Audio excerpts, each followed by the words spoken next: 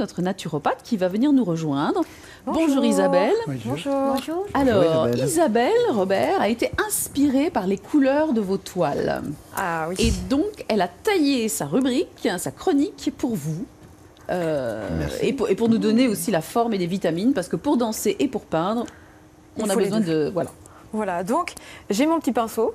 Ok. Un petit fouet japonais pour faire du matcha en fait. Alors qu'est-ce que c'est exactement que le matcha, Isabelle? Le matcha, c'est un thé vert qui est réduit en poudre. Donc on va utiliser toute la feuille qui va être vraiment pressée pour la réduire en poudre très fine.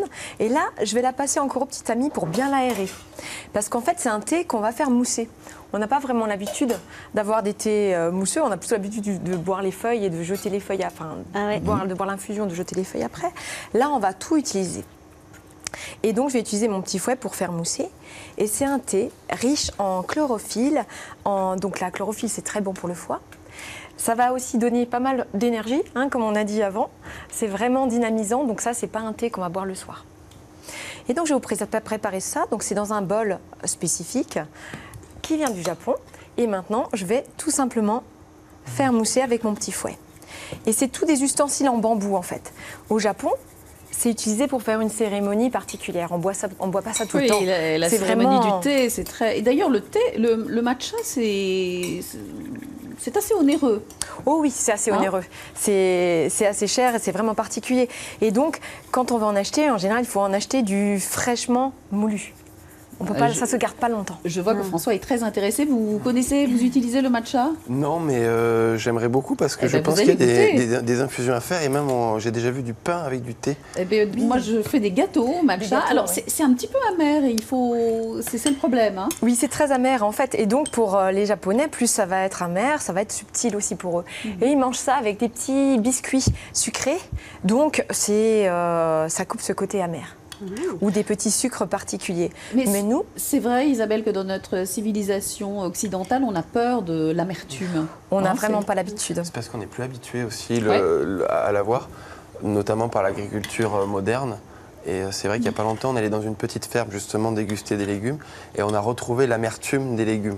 Oui, c'est vrai que vous autres, les chefs, vous vous employez à apprivoiser l'amertume et nous ramener vers Elle peut être élégante et c'est intéressant à la travailler justement. Allez, on fait passer les bols, on va goûter. Et donc l'amertume est bonne pour le foie, il y a vraiment plein de vitamines, de minéraux dedans. Beaucoup. Donc c'est vraiment super. Donc ça pour le matin, ça peut remplacer le café.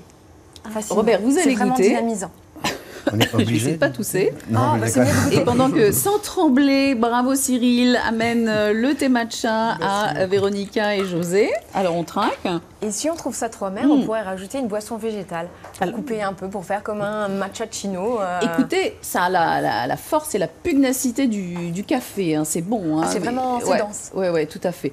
Et vous nous avez prévu aussi un petit smoothie. Alors là, c'est l'inverse, tout en douceur, etc. Voilà, donc...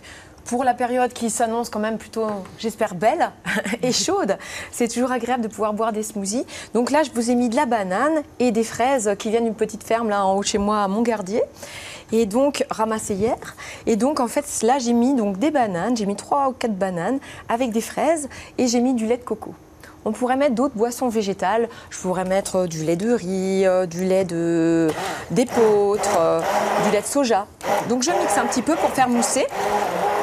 Alors, ce qui est intéressant, Isabelle, c'est que vous nous montrez qu'on n'a pas besoin d'avoir des accessoires extrêmement onéreux pour faire son smoothie. Le super blender, machin chose.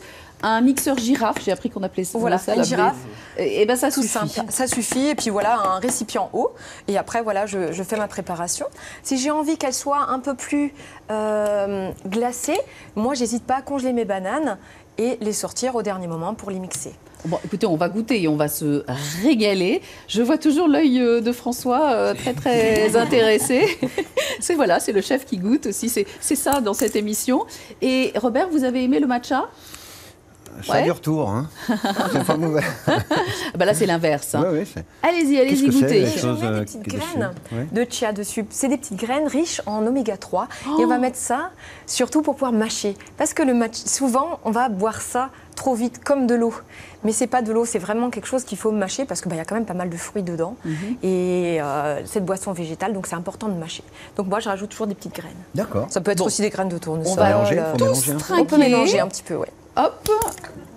Pendant que Cyril va refaire son numéro d'équilibriste et resservir à Véronica et José. Vous avez même prévu la petite paille. La petite paille qui va bien. Bon, alors, tout doucettement, je goûterai après, mais je vais maintenant annoncer notre backstage, notre rubrique médicale, avec un monsieur, Robert, qui est né à Grenoble et qui est pratiquement votre conscrit.